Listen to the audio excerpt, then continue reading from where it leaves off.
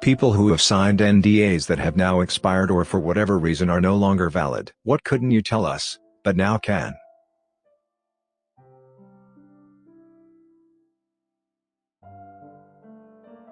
I was actually an actor in that commercial that said I wasn't.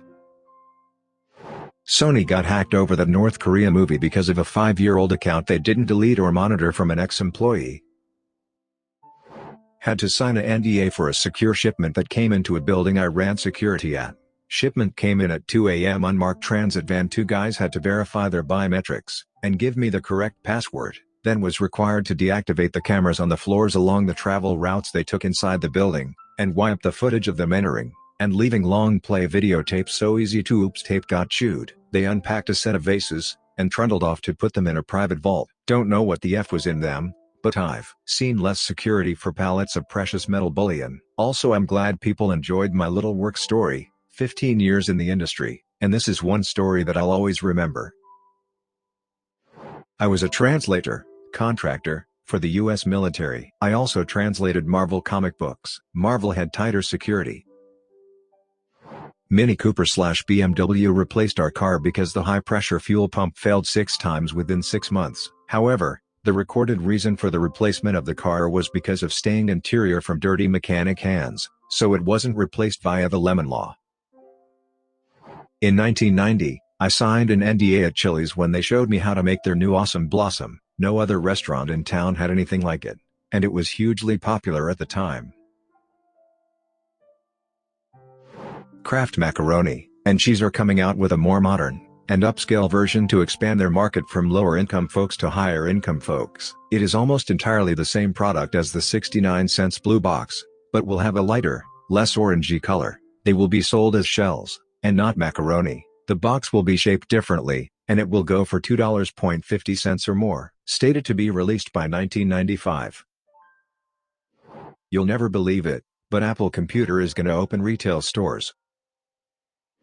I worked for a native casino. The golf courses lost a ton of money for us, as did the advertising for the courses. Food we generally broke even on because of all the comps. If a crime was committed by a dealer, they would watch the dealer for 3 months to see if there were accomplices. They used facial recognition, and would pair match you, so if the same person sat with the same dealer over and over, they would know. This way they could look for accomplices. Then when they busted you, they would sit you down and make you watch a video of you breaking the law. They did this because they wanted you to plead guilty as opposed to an expensive trial. I signed an NDA to waitress at a local family-owned restaurant. The owner was nuts, definitely had a severe personality disorder, and was worried about his recipes getting leaked. The restaurant is dead now, and his secret recipes consisted almost solely of frozen packaged food. Also, guys, stop trying to guess what restaurant it is. You never will. There are millions of family-owned places with crazy bosses that go under. You don't know the place and I'm not gonna tell you. Also, Mr. Krabs pays his employees enough to own houses and pets. I wish I worked for him. Google doesn't hire direct support employees. They open small projects in the US, hire up to 250 contract employees of varying support positions for the project. Once they get the stats needed to run everything efficiently, they have mass layoffs and outsource their jobs to a country, Philippines/India, that's willing to accept much less than their US counterpart. At the same time, Google rakes in a huge tax cut because they're creating jobs in the local communities. Also, yes, this includes YouTube and YouTube content review. Apple 100% replaced the iPhone 4 for users because of a lousy antenna. We were instructed to dodge, deflect, and deny this was the issue. Cell phone providers were crap. The phone was a fluke. It didn't matter. Don't admit fault. But if they were there for reception, versus water damage, buttons or battery life, you had to make sure you were swapping them with the newer batch iPhone 4 swaps rather than the typical batch swaps. It was a recall without being a recall, but only if you had reception issues.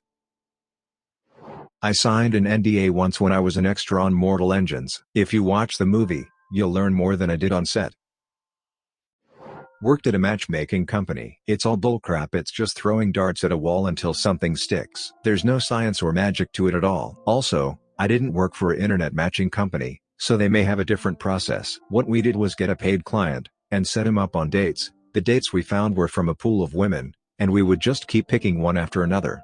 I quit because I felt like the women were just being used, and I became uncomfortable profiting off of people's hopes. They very much play up on finding you true love, and it's a process, blah blah. They'll very much play up the fairy tale romance. It did change me. I don't really date anymore because I don't trust the true intentions of people anymore. I became very jaded to dating after all of that.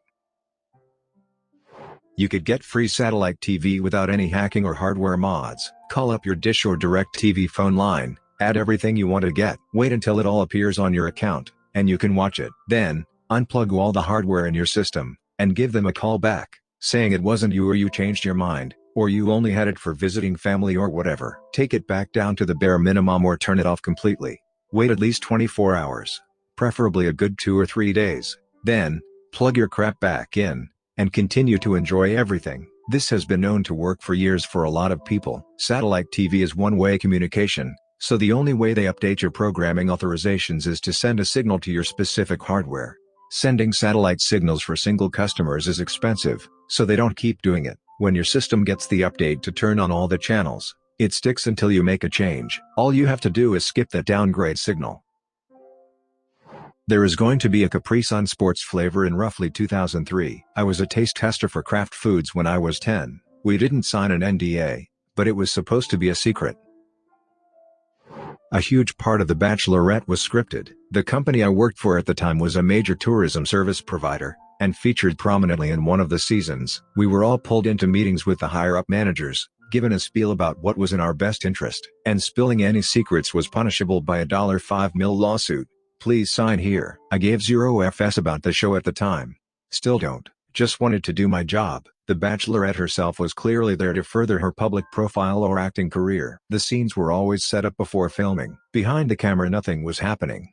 The cast were told where to go, what to do, and how to do it. If half those guys weren't on their phones texting their real girlfriends most of the time, I would be surprised. So fake. So 100% fake. Also, well, this is getting a lot more attention than I thought it would. Here's a few tidbits. The NDA was only that we wouldn't spill secrets about the show before episodes involving our company aired. We were also not allowed to disparage the company, which honestly was easy to abide by since we were treated well, and we had excellent managers. The Bachelorette has since gone on to a fairly successful TV career, hosting several shows. All of her official press credits The Bachelorette, and her exposure during another elimination-style reality TV show with launching her career.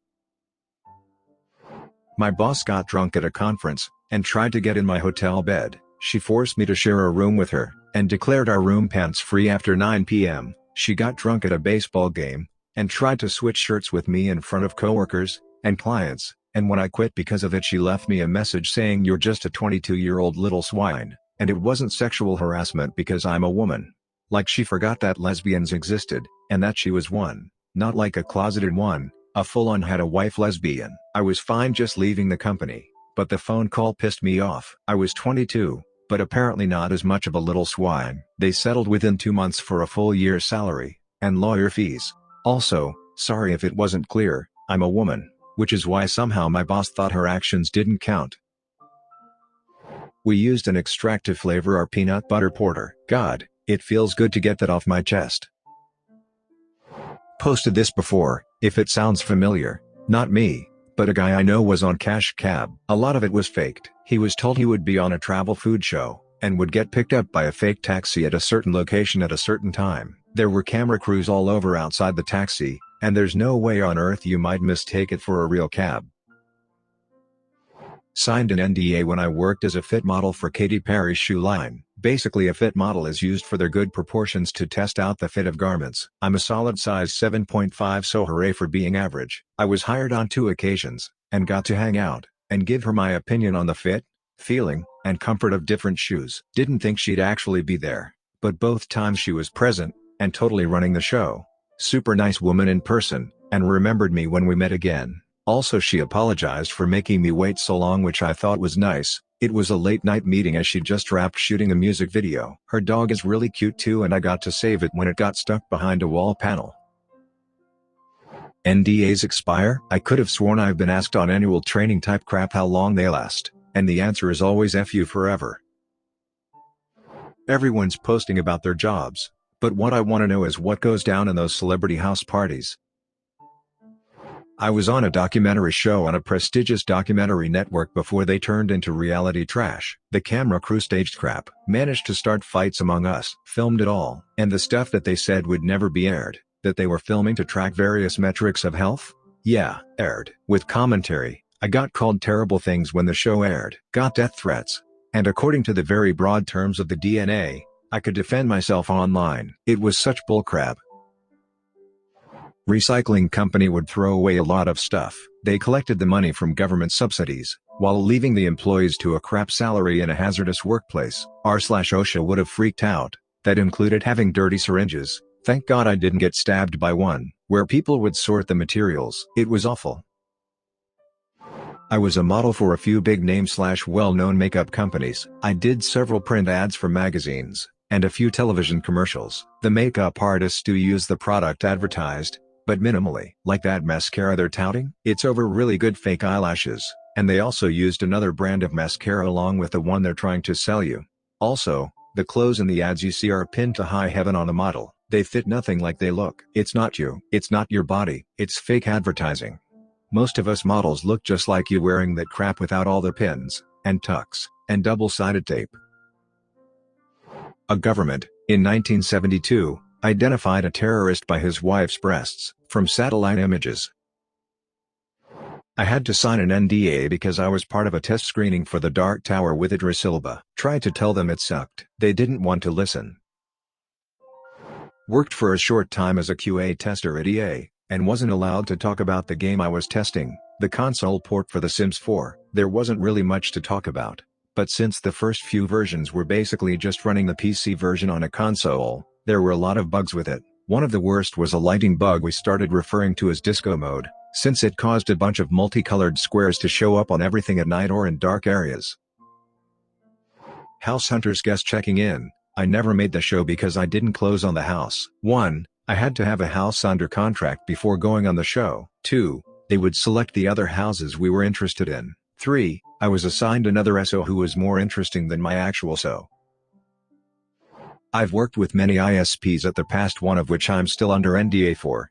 But as for the other ones, the equipment replacement fee, divide it by 3, that's how much we paid for the box versus how much we are going to charge you. If you're having an issue / something is broken, and you want more money, just escalate the issue about twice for maximum return. Don't go past the supervisor however, because while there may be a level above them still within the call center, if you hit corporate, be prepared because they are not required to be nice. As an example of the above, the story I tell is an angry lady who was out of service for about 6 hours. She was not happy with our get off our phone offer, and escalated again. By so doing, she passed on about $65 worth of credits, 2/3 of her total bill, and a going forward discount on her total bill that would save her about $7 a month for another $80 over the next year. That was not good enough. She escalated past us, and the word came back via email. Her credit for time out of service was instead calculated down to the minute, meaning instead of $65 her new offer was now $1.12, and no discount off the monthly bill. If she attempts to escalate again, I was told to inform her we would take advantage of our service policy, and cancel her account. Please return your modem with 30 days or face a $99.99 replacement charge. A friend of mine got a job at a prominent local distillery that makes an extremely popular flavored whiskey. They literally buy whiskey from a third-party distillery, and dump Tarani flavoring syrup into it. My dad did some top-secret contract work for the DoD back in the 1960s, and he signed a lifelong NDA as part of that job. He's dead now, so I guess it's safe to talk about it. The thing is, he never did break the NDA in any context. The strange part was that the NDA specifically prohibited him from using certain words ever again.